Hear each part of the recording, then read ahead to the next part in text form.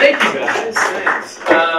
So yeah, I guess I'll start just give a bit of background, I guess, about me, for you guys who don't know who I am. I know Chris gave me a great introduction, but I'll give you guys a bit of a background in terms of how I got into this and how I came about sort of teaching this sort of stuff. I'm actually from New Brunswick in Canada. It's the east coast of Canada. When I was in high school and like even in junior high as well, I was always the guy that like, I did really well with the guys in the sense of like I was always really friendly and I had no problem making friends with guys and shit. Because of that, I think girls tended to look at me as like this guy that was, I guess, cool and interesting, and I had a good sense of humor, I think. But I never really knew what to do with that kind of attraction. Like when girls were attracted to me, I never really knew what to do with it. I'd always think it was just them being kind of either nice or, you know, I didn't know that they were attracted to me, and so I'd fuck it up and do awkward shit, and it was always, you know, really terrible. And girls would say they liked me, and I'd be kind of like, ugh, with guys and shit, it was normal and fine. But as soon as a girl sort of started talking to me, I was like, I don't know what to say, like I don't know what to do, like when you act a certain way. So I had a couple of girlfriends in high school, but they were pretty much just girls that really put themselves out there for me. Like I would really have to reject them in order to make it not work, right? Which was sort of the same story in university. When I went to university, I went to Western, which is in London, Ontario. Which was like my first experience in a big city, and it was weird for me because in Ontario it's not really like that. You can't just say hi to people. Like people are like, why are you talking to me? Like that's weird. What do you want? And so I had this big disconnect when I came here because it's like I can't just go and talk to people like I can in New Brunswick and stuff. So I went to film school at Western, film studies, and I did the same thing I did in high school because you know what? I don't know anyone here. The easiest way to meet people, I think, would be to sort of get involved with extracurricular stuff, which is what I did. So I got involved in, obviously, filmmaking, and I was acting a lot in films and stuff.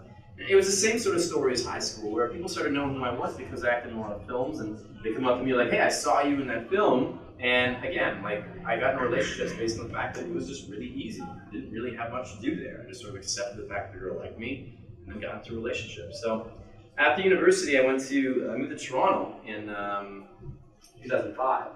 And I found myself for the first time in my life in a position where it's like, I don't really know how to meet people. Like, I don't know how to go about meeting people because I don't have, like, you know, films and acting and stuff to get people to know who I am. Well, how do I meet people? How do I go and do that? So I started going out thinking, well, you know what, I'm just going to go to bars and just talk to people and figure out how the fuck to do this because I don't really know any other way.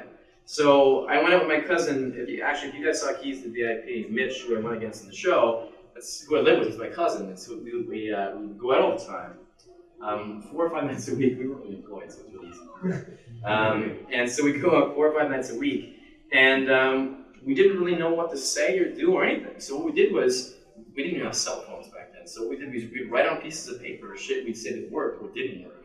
One of the reasons I think I make a good, I guess, dating coach is because I failed a shitload. Like the way that I learned, I didn't have this sort of stuff that you guys have where you can go on the internet, or you can go to a course, you can come here tonight and be like, oh, I'm learning this stuff from Cajun. I didn't have that. So the way that I learned was I failed like a lot, a shitload. I had drinks thrown in my face and slapped and kicked out of bars and had all this stuff happen to me that you guys don't need to worry about. But I learned by failing. So one of the strengths I think I have is that any situation you guys have been in or will be in, or could just possibly fathom that might happen, I've probably been through it, and I failed. And all my stuff that I teach comes from that. It comes from the fact that I've been through it and I failed. And I know how not to do things. And I've did things so bad so often that I kind of know what to do right. And that's sort of, I think, what my skill set comes from, is the fact that I failed enough times to know what is really fucking weird and what is really, you know, unattractive to women and shit, because I've done it, I've been there. So that's sort of, I mean, that's where I'm coming from. If you guys want to know how I got into this, I actually, I met Chris Shepard, and I met him at a bar. He was actually there with 2 girls, not there with them, but he was talking to 2 girls. He was actually teaching a seminar that night. And all I saw was this guy with 2 girls. And I was like, all right, well, he has 2 girls and they're really cute, so I'm going to take one of them. So I went up and started talking. And usually when you do that, if you guys haven't realized this, usually when you talk to a guy that's with 2 girls, the guy usually tries to, like, you know, he's like, who the fuck are you? And trying to figure out what you're doing and stuff. This guy didn't do that. He was just kind of like silent. And I was like, that's kind of weird, but I kept talking. And eventually, the girls started flirting with me and started asking questions and all these sorts of things we teach that are indicators of interest. And at that point, once I reached a certain level of attraction, I suppose, with the girls, the guy kind of stopped and he's like, hey, you know what? You're really good, dude. You're really good. So I was like, thanks, man. I was thinking again, he's trying to like fuck with me and shit. And I was like, no, I actually teach. He recognized what I was doing as sort of like an instrument and stuff at the time. Why don't you come by my place later on? I mean, the other instructor's going to be there and I'd like to talk to you. And so I was like, yeah, that sounds awesome. Because I've been reading the game and these books at the time. And I went to his place afterwards and met him and, Matador and Mystery and all these other guys at the time who were really in the book and shit. And he invited me to come to the next seminar in Toronto. This was in like 2005 or 2006. And I did that, and then eventually, I did a good enough job at that seminar, and he invited me again to San Francisco, and then that's kind of how I got the company. So today what I want to talk to you guys about is something that I think is really important. I always say, like, it's funny, because whenever I teach shit, I'm always like, this is 90% of my game. And I say that for like 10 different things. But to be honest, what I'm teaching you guys today actually is, in fact, probably 100% of the game. Which is, I'm going to teach you guys a little bit about identity and subtext, which kind of go together. We always teach, like whenever I open a seminar, when I teach my boot camps and stuff, I always say that, we teach guys how to get good with girls. That's our marketing, that's sort of like our things. Get good with girls, learn how to pick up and shit like that.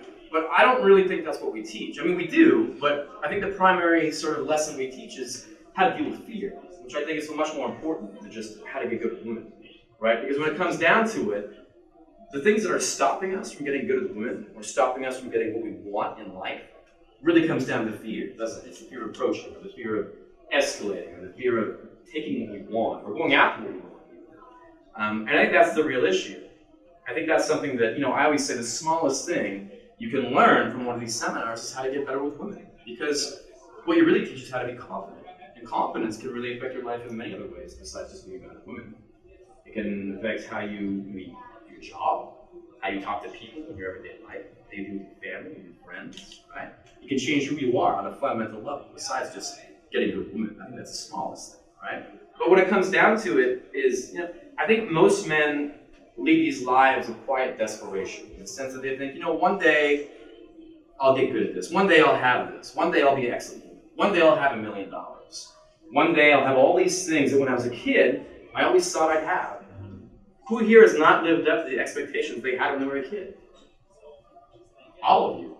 Unless those of you who didn't raise your hands, you thought when you were a kid you were going to be attending a seminar on the top floor of a shitty pub in Toronto, listening to a guy named Cajun talk about women advice. You should have raised your hand, right? And the thing is that, and that's the truth, and the reason why is because we have these high expectations, obviously, when we're kids, but it's hard to live up to those expectations because we grew up in, with fairy tales and TV and all this stuff that says, everyone can be really successful, everyone can be the celebrities, and everyone can be whatever they want. In fact, they teach us that in school. And the truth is, well, that's less than the truth, right? But the idea is, I'm only 28 years old. I don't know a lot about the world. But the one thing I do know is that if you believe you can do something and you keep trying to do it without ever giving up on yourself, and you constantly try to, attain that goal, you'll always get it. It may take a long time, and believe me, it's fucking hard. It's really hard. I mean, I just teach how to talk to girls, and I get, astronauts and quantum physicists and guys that have way harder jobs than I think I could ever teach. But they come to me, and I think the reason why is because it's really fucking hard. It's a really hard thing to do. Nobody ever said it was going to be easy. And no one ever said there's like this really, there's a reason why the book that kind of overviews our course is called Magic Bullets, because there is no magic bullet for this.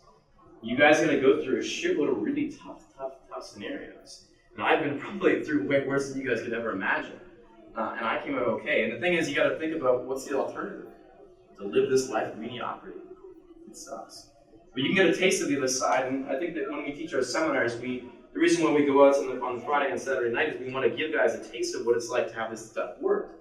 To taste what it's like to have a girl be interested in you because of your own sort of charms and things that sort of you sort of sit out of your mouth and did with your body.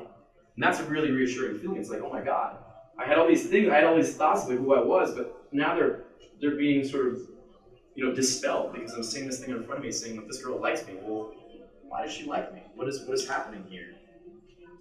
And so that's like that's like the biggest, I always tell guys, the biggest thing you can learn from taking a seminar with me is not sort of like the framework of, say this, say this, say this, say this, say this, say this, and then sex, right? That's not really the lesson. The lesson is how to deal with that fear. If you can get over that fear when you go and talk to girls, let's say approach anxiety, which Chris talked about, a lot of you guys have, or not even that, the fear of escalation, the fear of being confident in a situation you're not used to, right? That's the same skill to get good at anything, right? If you think about it, getting good at girls and being confident in those situations, that's how you get good at anything. That's how you get good at not only talking to girls, but your job, life, right? It's all the same shit. There's a reason why most of the instructors that work with our company are really successful in other aspects of their life. They run companies, they do amazing things.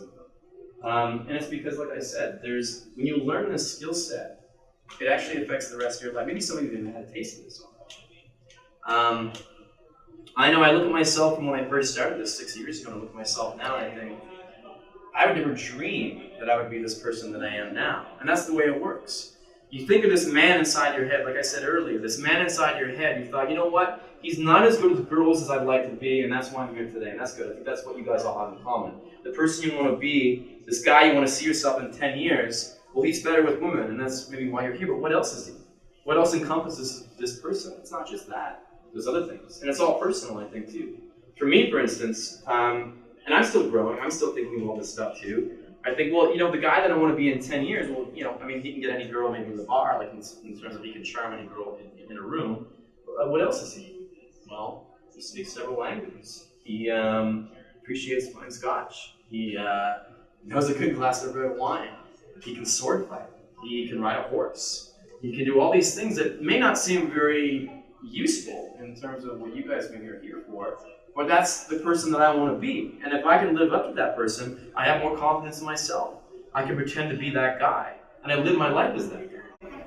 And you're like, wait, this person that I always aspired to be, I kind of am that guy now. I still get surprised, like when guys come up to me in bars and shit, and they're like, oh my God, Cajun, I love you, you're amazing. And I almost don't believe it in my head. I think, I remember like 5 years ago, this was the guy that, I would have been my own role model, right? Like I would have been, if I saw myself, this like 5-year older version of me, I'd be like, oh my God, you're amazing. And then I see that in myself and I'm like, but I got there the same way that any of you guys can, because I started in the exact same place. It's not like, it doesn't take any sort of special, skill set to do it. All it takes is sort of confidence in yourself and willingness to go through all the shit that you will go through. And guys, believe me, you're gonna go through a lot of shit, and it sucks. It really fucking sucks, but it makes you stronger. And it makes you able to tackle better things and stronger, or more, harder things in your life when you go through this sort of stuff. You get a sort of, a stronger character to do this.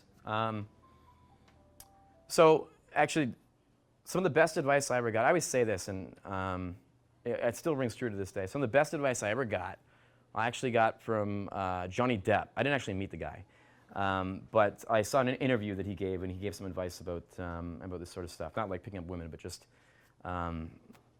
dealing with unpleasant sort of circumstances. And they asked him, when, like you're Johnny Depp, obviously. What do you do when you're in situations that are like really embarrassing, or what have you, in terms of, maybe you get in a really shitty situation?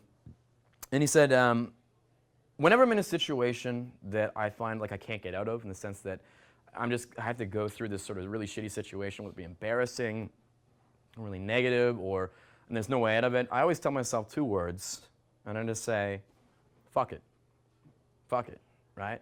And the thing is like, life, when you think about it, is a series of shitty situations, right? A lot of your best stories are probably situations you got into that were really shitty at the time.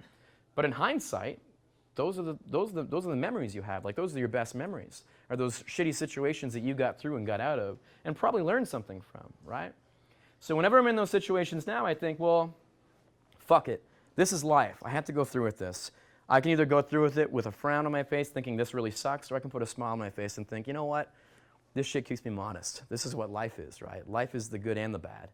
And you just sort of accept it. And that's helped a lot, I think, with my sort of journey, I suppose. Even in situations, and I still get in situations now that you guys get into, in the sense that, sure, I get situations where I talk to girls and I'm like, you're a fucking idiot, or don't talk to me, like, you're an asshole, or whatever. And I'm not gonna get, I'm not gonna shit on myself or get really upset about that. I'm just gonna be like, well, this comes with the good, right? This is just part of it. And so I'm just going to smile and be like, I'm sorry I bothered you, and walk away. And it's not no skin off my back. And most of the time, well, all the time, that shit's never personal anyway, right? It's always just, well, I probably said something wrong, or they're having a bad night, or maybe, whatever. Nothing, things out of my control. So, so yeah, I mean, the other thing I wanted to talk about tonight is subtext, which it kind of goes along with what I was just saying. Subtext to me, I don't know if any of you guys are actors, but subtext is an acting term. It means it's like the underlying meaning behind the spoken word. So it's how we really communicate, I suppose. This is predominantly how women communicate. Men, we're very logical. When we say something, we mean what we say.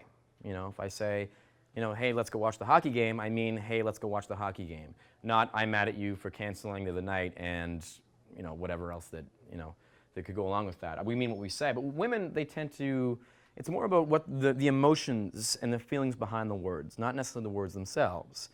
If you guys have ever been around like two really good friends that are female, you'll notice sometimes when they'll say things, they may say like, so Stacy, how'd your date go with Tom the other night? And she goes, oh, and gives a look. And that look not only said it went bad, but maybe it said, he has a small dick, or he didn't pay for dinner, or, all these other sort of minute sort of small things that really only best friends that are females could really get. And it's all based on the subtext. It's the way they said it, not what they said itself. I'll give you guys an example. So let's say I came in tonight. I'll say the exact same thing twice with two different subtexts, and you guys see if you can understand the difference between the two. I mean, you will, but I'll exaggerate it so you guys understand it better. So let's say I came in today and I said, hey guys, sorry I'm late. There was something happened on the way here, and I won't really get in. You know what? Never mind. I'm not going to get into it. But let's just start the course. Let's just start the talk. All right. Let's say I said that. Now I'll say the same thing with the different sort of subtext and see if you guys can see the difference. Let's say I came in and I said, "Hey guys, sorry I'm late. Something happened on the way here, and I won't really get into it. But we'll just start the course. All right. Okay. So the first one. Holy shit, someone died. Like, I just saw a car accident or something, right? Like, holy fuck, someone just got obliterated on the street, or my friend got stabbed on the way here, right?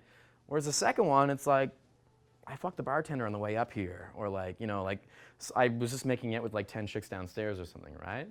And what it literally comes down to is, what are you thinking when you say what you say? What are you thinking when you say what you say? Because that's what you're communicating. That's all I was doing. I was just thinking of different scenarios in my head when I said those things. This is one of the biggest problems with guys when they first start, because I'll give them a line to say. Let's say you use the mustache line, which is, hey guys, what do you guys think about mustaches? Because I'm thinking of growing a mustache. I'm trying to, wonder what kind of mustache I should grow. And guys that go up and they think in their head, okay, I'm going to use that line, okay. And they're thinking in their head, oh God, I hope I don't fuck this up. I hope I don't fuck this up. I hope I don't get blown out. I hope she likes me. If you go in thinking that, guess what you're communicating? But you're fucking scared, that you're really scared. And that's what women are going to take away from that. And this is why a lot of guys fail when they first start, is because it's not the line's bad. It's not that they're, they need a better line or anything like that. It's because the thoughts that are going through their head when they say what they say are entirely transparent. And women pick up on them and get creeped the fuck out, because those thoughts are being manifested with their body language, with their face expressions, and with everything else. I started experimenting with this quite a bit when I first started a couple of years ago. I started thinking, well, you know what? My sort of thought patterns that are going through my head when I talk to girls are usually revolving around, I really kind of hope this works, or I hope I use this line and it does really well. And that isn't really getting me anywhere. So I started thinking, well, what else can I do? I could believe the opener in the sense that I could think, well, you know what? What if me and my friends really are growing mustaches, and I really want to know what kind of mustache would look good on me? I could actually go in and ask them with that sort of thought in my head, thinking, I actually am really curious. And so that's what I did. So I'd go up to girls and be like, hey, what do you guys think about mustaches? Because me and my friends are growing mustaches, and I'm wondering what kind of mustache would look good on me. That would work better in the sense that girls would believe what I'm saying. They'd say, oh, this guy probably really wants to know, so I'll answer his question. But that wouldn't really get anywhere either, because all that's going to do is they're going to believe what I'm saying is true, but then where does that go? It's like, okay, we answered your question. Goodbye, right? So I was like, all right, well, that's better, that's opening better, but what can I do to change that around a little bit? then I started having these sort of thought experiments that are a little bit kind of fucked up in the sense that, and I don't necessarily recommend you guys doing this, but just to give an example of how this shit kind of works. I started thinking, all right, I'd see a group of girls in a bar, and I'd say, okay, there's 3 really cute girls over there. What if I actually, and this is sort of the thought experiment I go through, I think, okay, what if I went and talked to them, and it went really well, and they're really cool, and I date one of them for a while. We date maybe, let's say, 3 months, and she's awesome, like she's so cool. And you know, we fuck all the time, and she loves me, and her friends love me, and we get to know each other really well, and oh my God, like I kind of want to marry this girl. This girl's amazing. And let's say, you know, 4 months of this goes by, this is where it gets kind of funny, and I get a time machine, and I go back to this moment right now, and I see her here. How would I talk to her if I had to keep saying what I'm going to say anyway, this opener? How do I talk to her in a way that lets her know that this shit has already happened, that I've already met her and talked to her? How do I talk to her in a way that says, I already know you, and we've dated for 4 months, and you love me? How do I talk to her in a way that communicates that without ever actually saying it? And I thought, well, the only way I can do that is to actually believe that that shit actually happened. And so that's what I did. And this sounds a little messed up, and I don't expect you guys to be able to do this. I always say that if you have the ability to believe your own bullshit, this is it makes it a lot easier. But I don't really expect you guys to be able to do that. But just to tell you guys, I mean, as a thought experiment how this worked, I'd go up to girls and I'd do that. And so I'd talk to them with that sort of mentality, like, hey, how's it going? Always trying to give eye code and signals with my face that says, you know who I am. We already know each other. And every single time, after like 2 or 3 minutes, the girls would end up saying, like, do I know you? Have we met before? This is really weird. You seem really familiar, like I've talked to you before and shit. I'm thinking like, holy shit, because that's exactly what I'm thinking in my head, right? And it's not to say that women can read your mind or anything like that. They can't read your mind. But what they can read is the emotions that you bring forward, right? So the emotion that I was bringing forward was one of familiarity. I was giving off the impression that you already knew me, and the emotion that I was bringing forward was one of familiarity. So the girls were sort of confused by that because they're thinking, this guy's acting like he already knows me. He seems to believe it, so he must know me. I mean, how does that, you know, how do I know this guy? And that's kind of how it worked. I come from an acting background, not a bacting, yeah, an acting background. So, so this stuff kind of came more naturally to me. But one guy I looked at really, in particular, is Marlon Brando, which I really recommend you guys, especially his early stuff. Look at, you know, Streetcar Named Desire, On the Waterfront, The Wild One. All these sort of roles that Marlon Brando played when he was really young. Do you guys know what method acting is? Who knows what method acting is? You know what it is? Briefly, it's like you live the role, right? Right, exactly. So method acting was this acting concept that came about in the 50s, perpetuated predominantly by Marlon Brando, but then James Dean kind of took his, you know, kind of did it as well as a couple other actors in the time. But what it basically stated was that the only way to truly act is to not act, in the sense that you don't, before the 1950s, acting came from a theatrical background, right? So acting was very self-reflexive. It's the reason why when you watch movies prior to 1950, the acting seems a bit stilted, a bit forced, right? They seem like they're overacting a bit. And the reason why is because when you act in the theater, you need to project to the people in the back of the audience. So you have to overdo it a little bit so they can know what's going on. But in the 1950s, they started changing that, and Marlon Brando was sort of perpetuated this. And he said, you know what, the only way to truly act is to actually not act, in the sense that the only way I can truly let the viewers believe that the character I'm playing is true and is believable is if I believe I am that character. Not that I'm playing a character, but that I am that character. And so my first kind of taste of this came when I was in theater in high school. I was in a scene with this girl, Nadine, who I was playing this role of this boyfriend who was getting in an argument with her, and I was yelling at her. We had a little scuffle. And I kept doing this scene, and my theater director, who is actually much better than for just doing a small sort of city in New Brunswick. He came from off-Broadway. But anyway, he kept saying, like, Derek, be in the moment, be in the moment, be in the moment. I didn't know what that meant, and I was like, Mr. Ricardo, I don't know what you mean by be in the moment. And he said, I want you to believe that you are this person. And I said, I do, all right, I can do that. I'm saying the lines in a way that I think is really emotional. And he's like, no, you're not doing it right, though. So he took me aside and he said, listen, this is what I want you to do. And the next time you do this scene with Nadine, I want you to make Nadine believe that you're not acting. I want you to convince her that you are not on a stage saying lines to her.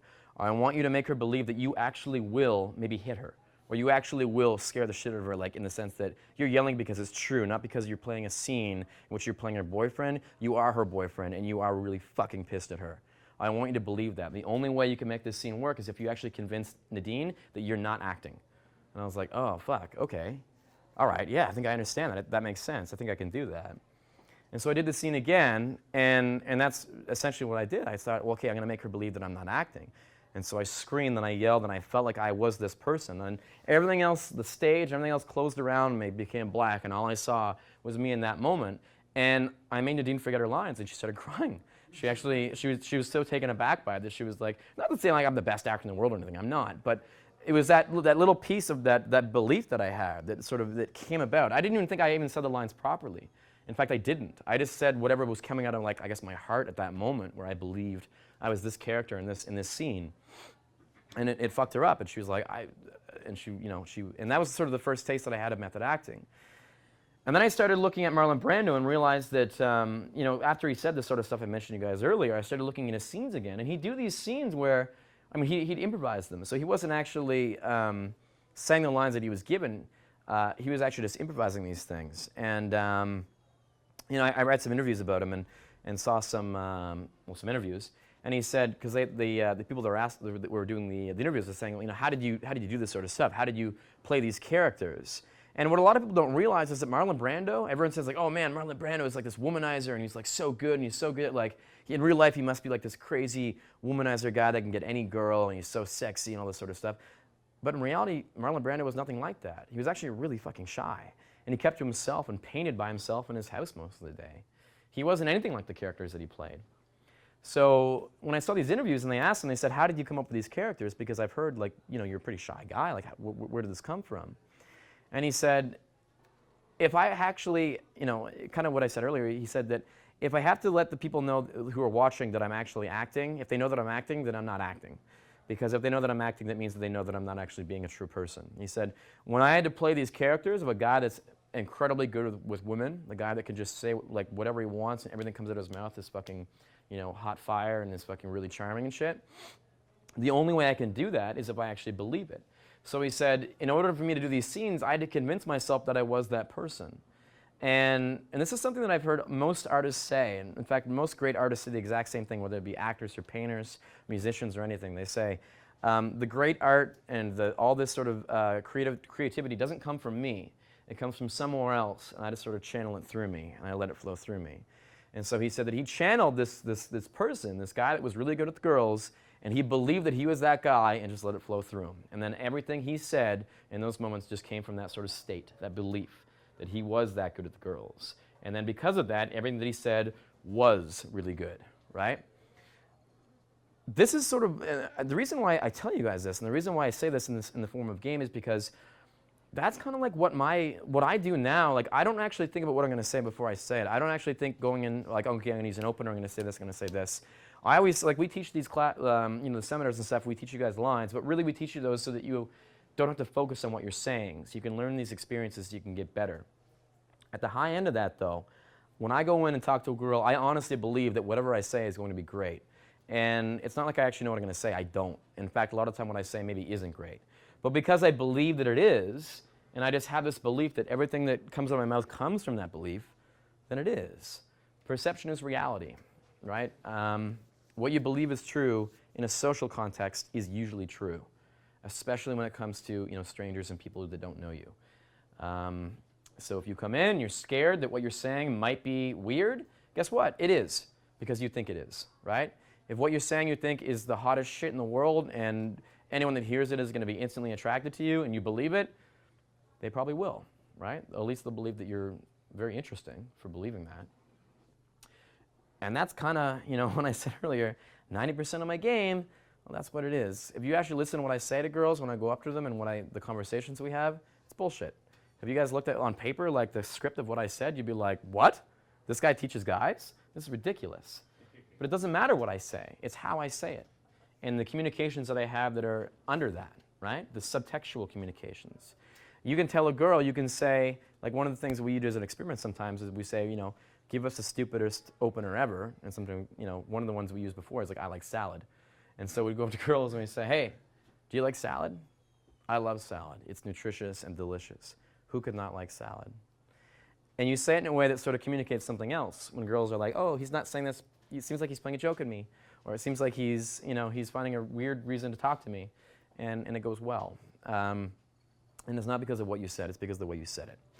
So I want you guys to think about that. I want you guys to think about what are you thinking when you go and talk to the people you talk to, right? Or the girls or whatever. What are you thinking in your head? Because whatever you're thinking in your head is what's being communicated. It partly has to do with, what Chris talked about, inner game and stuff. It partly has to do with literally what you're thinking in your fucking head when you say what you say. So that's the lesson I want to teach you guys today. And I guess I'll stop there. So like I said, my name's Cajun. Work at lovesystems.com. And thanks for coming, guys. And I guess, well, if you guys have any questions or anything right now, I'm probably a little bit still short for my time, but so if you guys have any questions and stuff, I could take a couple questions. Yeah. This is kind of off topic, but I kind of researched it like crazy. I watched all of it, read all the articles. I go with these two abnormal people here. That's right. All three of us have the same problem. It's totally off topic, but I paid attention. What's the problem? It's our facial expressions are very tight. We all are mentally saying that we are having fun, but man, we have like the most intense, like non-fun looking gaze. We don't know how to fix that. So, smile. I know, it's stupid, but You don't need to be a super expressive, like, hey, how's it going? Have like crazy like eyebrows and shit. But I mean, all you need, like, you could play the stoic sort of, kind of quiet, calm and collected kind of guy. But you have to give some sort of positive expression, right? In the sense that if you go into girls like, hey, how's it going? What are you guys up to? You're completely stone-faced. I mean, that may work with some girls, but a lot of them will just be like, I don't know what's going on here, and they're going to get maybe a little bit turned off by that because you're not bringing forth a positive emotion. we're not bringing we feel like we're not showing enough energy. A what? Enough energy to Okay. Feeling like they're having fun, but we're just not showing it. I always recommend this to everyone. I don't want to make it seem like I just say the same thing every time they're going to ask me a question, but take improv lessons. Take improv courses. That'll help you with that. Or acting. Acting does the same thing, right? Learning how to use your face as an instrument is going to help you be able to communicate your emotions better. Okay? I can kind of tell when you talk to me, you are very stone-faced. Like I said, it's not necessarily a terribly bad thing. Some people wear their fears in their face very, very, very easily, and that's bad, right? So you may not have that problem as bad as some other guys do, which is a good thing. But you also need to learn how to communicate your positive feelings as well, because that's going to be important. If you're teasing a girl especially, she needs to know that you're kind of joking. The only way sometimes you can do that is by the way you look at her when you say it, So that's something you will need to work on. So I recommend taking acting lessons or improv lessons. If you guys have the same problem, that's something that will probably really help you. Yeah. Who else had a question? Yeah. Can you talk a little bit about an environment where you cannot really talk? Let's say if it's loud and the girl cannot hear you. Can you elaborate a little bit on how you transmit this belief that you have?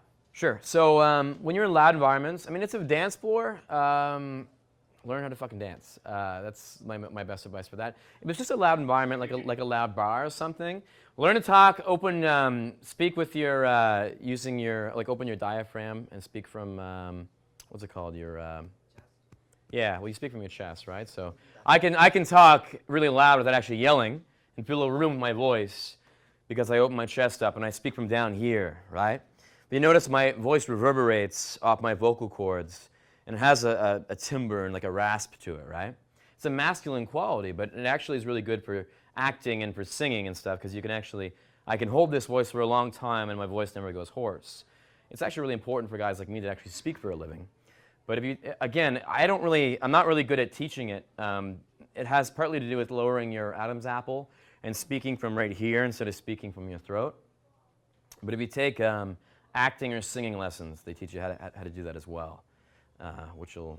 That's how if you make your voice rise above, the din and shit in a really loud club, you got to be able to sort of really project your voice. Hey guys, how's it going?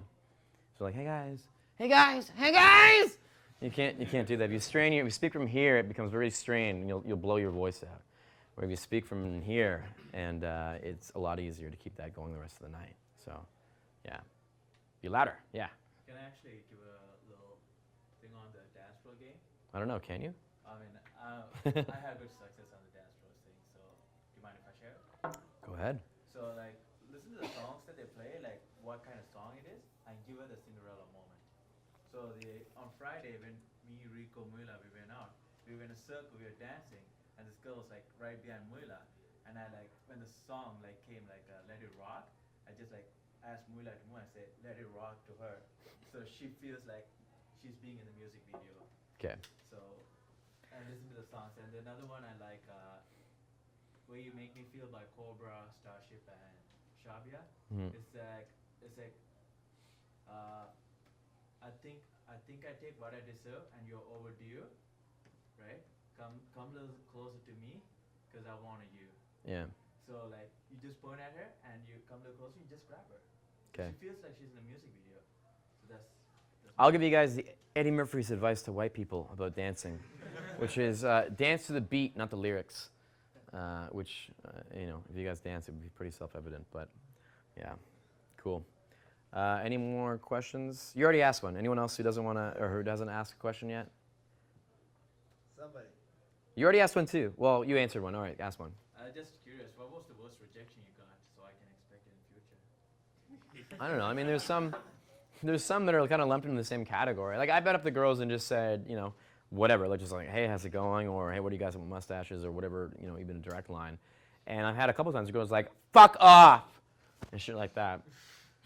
But when that stuff happens, it's not like I really did anything wrong. It's not like I came up and was like a complete asshole or anything. It's just that, and with this situation, the last time it happened, I said, is she all right? Is she all right tonight? Like, because that's really socially like rude to do that, right? I'm not gonna get mad about it. I'm not gonna be like, hey, like, fuck you, or anything like that, right? Because it's not personal. I can't take that personally because she doesn't know who I am. I'm not gonna, you know, if she does that to me, I'm not gonna be like, hey, this bitch ruined my night, right? Because she doesn't know who I am. So I'm just assuming like either she probably just had a really bad thing happen to her, or she's having a really bad night and it has nothing to do with me. She's just in a bad mood. So I just looked at her friends and I was like, is she okay? And like, oh, she just broke with her boyfriend and she's in a really bad mood. And you know, and all this sort of stuff. And then the girl was like, I'm sorry, you're right. I'm sorry, I'm kind of a bitch tonight. It's just that my boyfriend broke up with me, he's an asshole, blah, blah, blah. And that's the thing, right? So it's never anything personal. If a girl does a massive blowout like that, unless you say something really fucking stupid, it's usually based on things that you have no control over. She just had a bad night, or she just had a really bad experience, or she just had 10 guys before you came up to her and said something really stupid, and she's thinking you're just number 11. And it doesn't really matter what you say. She's just, you know. So that's the issue. It's nothing personal. It's just, you know, and you can't take it personally. It's like, okay, well, sorry. It's nice to meet you. And you keep walking. Go to the next girl, or, you know, go back to your friends or whatever else. But nothing you should take personally because it's never personal. Cool. All right, guys. Thanks for having us, and thanks for, you know, staying and listening to our talk and stuff. I hope you guys got a lot out of this. I hope you guys, you know, got some good tips, and I know the talks we gave are a little bit more, I guess, philosophical, I guess, to some aspects, but I think that a lot of this sort of stuff does come from that philosophical aspect, that headspace you guys are going in when you're going out. It's not a logical thing, it's an emotional thing, right? So talking to women and being good socially is entirely unlogical. It's very, very emotional, and so we chose to talk about very emotional sort of subjects today, which hopefully you guys can learn something from. But yeah, I had a great time, and thanks again for having us, and thanks to the Twisted Kilt for sponsoring the event, and thanks, guys, yeah. And yeah, so I'm Cajun, and that was Ted Magnet who presented before me. We work for lovesystems.com if you guys are interested in you know, consultations or you know, taking some of our courses and stuff. You can check us out at lovesystems.com, or we got shitloads of stuff on YouTube under Cajun and Ted Magnet. We got podcasts and everything else. And yeah, thanks again, guys. Really appreciate it. Thanks.